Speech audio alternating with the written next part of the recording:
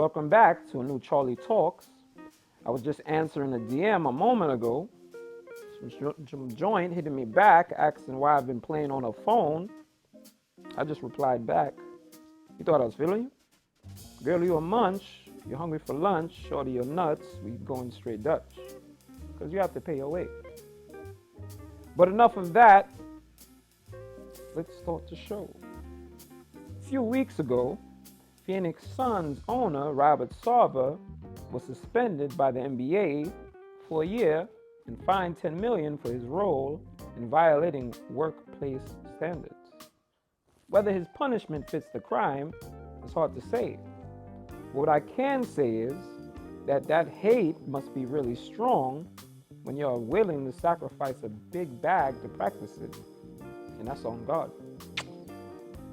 I guess you can say Robert Sarver been serving up some racial and misogynist vibes in the land of the sun.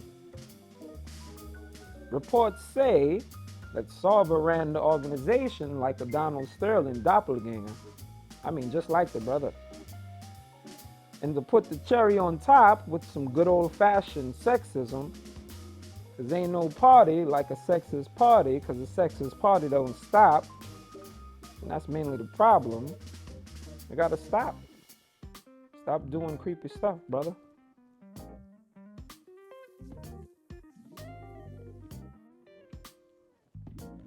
Sarver has been known to use the N-word more frequently than a Klan drill rapper.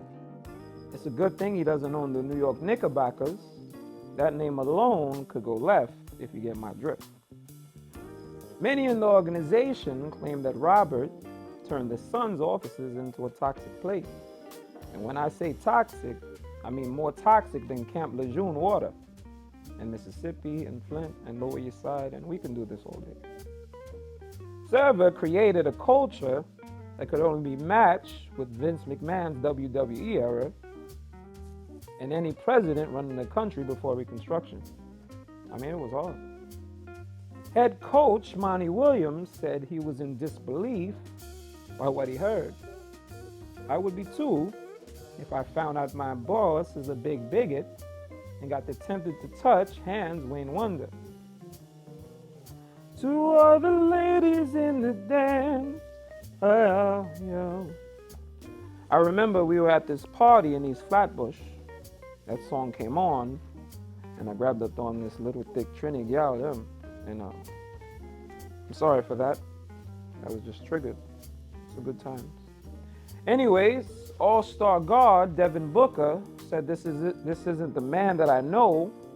Well, I got something to tell you, Devin. You make him just enough money for him to excuse you from this part of his character.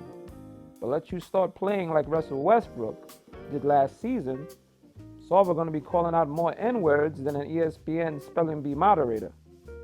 Can you please spell negotiate your way out of Phoenix? Sarver, who finds joy in watching the movie Roots backwards so he can see black folks slowly lose their freedoms, is not new to this behavior. In his 17 years as owner, he always reinvented himself as a creep. More creeps than a TLC fan mail concert. It's a shame for those who he made feel away.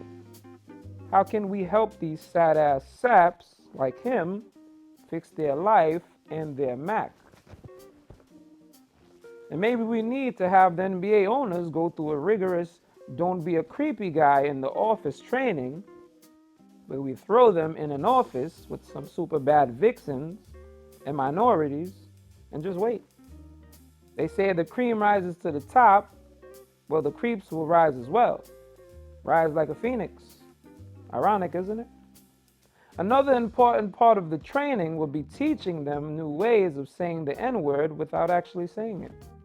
For example, you can say homeboy or home skillet, very ethnic person, heavy melanated human, and the ever so popular rapper.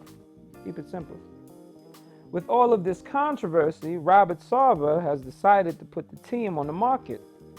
Some of the potential bidders already are even more creepier billionaire Elon Musk. Not that we have the same receipts on him, but come on, the boy's a widow. Shaq is also in the bidding. Shaq is probably going to rename the Suns the Phoenix Icy Hot Papa Johns, playing at the Generals Arena with his You Can't Stop the Rain playing all day at the office. That brother got more jobs than a Jamaican father, but he would be much better than Sarver, way better. Well, that's all for me, beloved.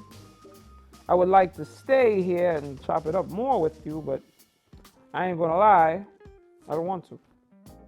Till next time, stay black, stay blessed, and stay shining. You know the vibes. Who know the vibes?